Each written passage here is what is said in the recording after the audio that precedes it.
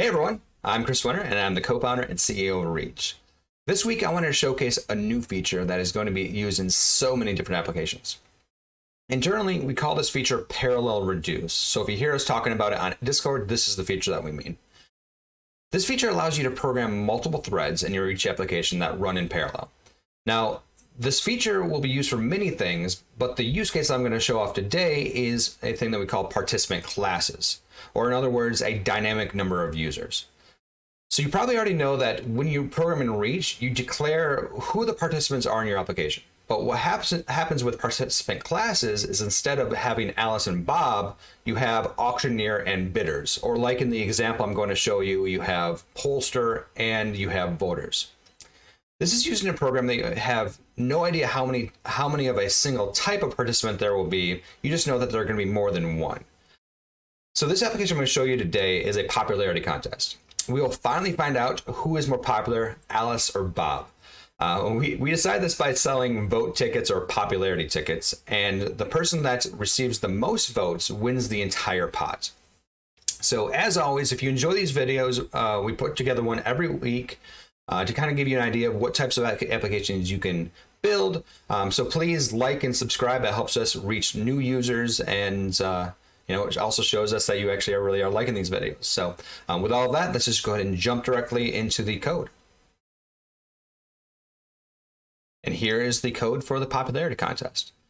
This will look very similar to any type of Reach application you write. So the only major difference is that it's actually shorter than what even rock, paper, scissors is, because even though that's we're adding a more, I wouldn't say complicated, but a more functional piece of code by allowing for a dynamic number, it's still quite short of an application as far as lines of code is concerned. The application starts off enumerating the different types of outcome. You either have Alice wins, you have Bob wins, or there's a timeout and nobody wins. We just set a common functionality that will that every single participant will use, no matter if they're a pollster or a voter.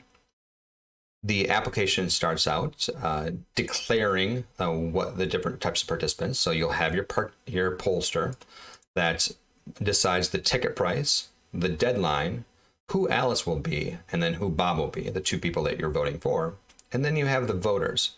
So here's the new piece of functionality that I was talking about, is that rather than having an individual voter or listing out voter A, B, C, times whatever, you have a class of voters, because you don't know how many voters there will be, but you believe that there are going to be more than one.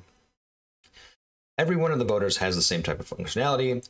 We get their vote, they can see who they voted for, and an extra piece of information here for the interface, so that if they don't want to vote more than once, they can actually prevent that.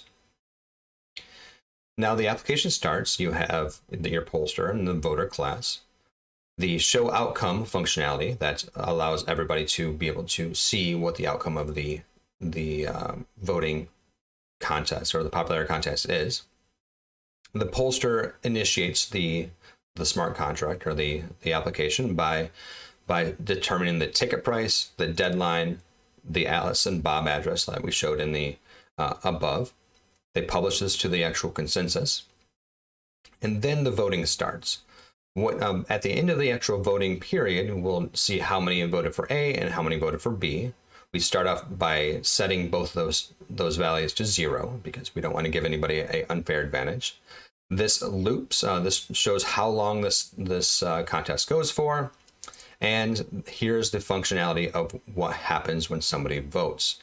The voter passes in their message, the actual vote itself, and this is the actual functionality where if they don't want to vote more than once, they can say no, just once is fine. If the actual vote is for Alice, we increment the number of for A by 1 and for B by 0, and then the opposite happens if they vote for B. This is the timeout. This is how we actually declare how long the actual timeout is.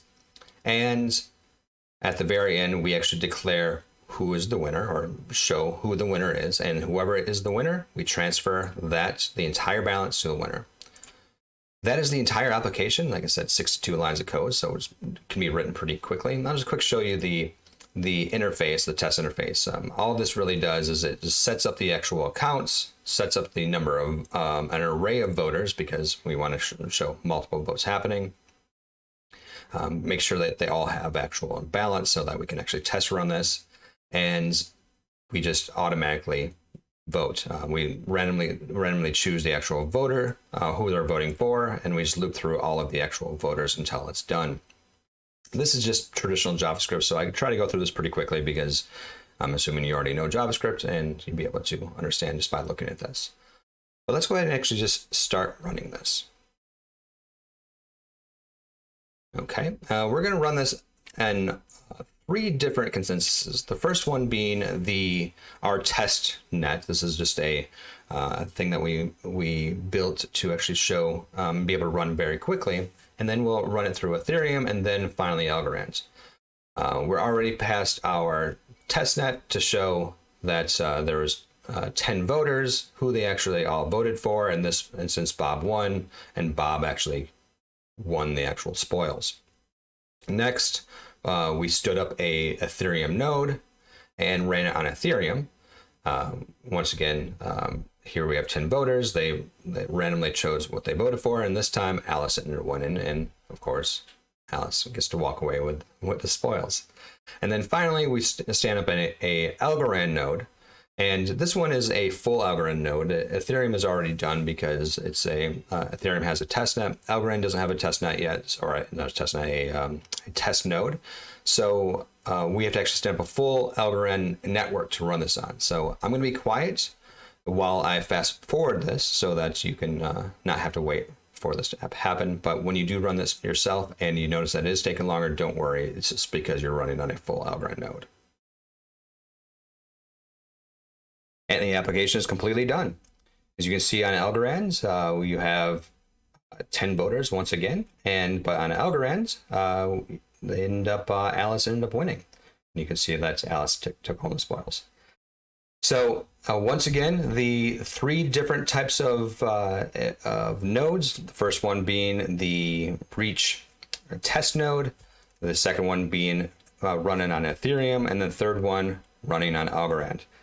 Thank you so much for sitting through and watching this. And if you have any questions whatsoever, please jump on our Discord and or actually comment in the YouTube. And if you have any questions, I'll be happy to answer them there.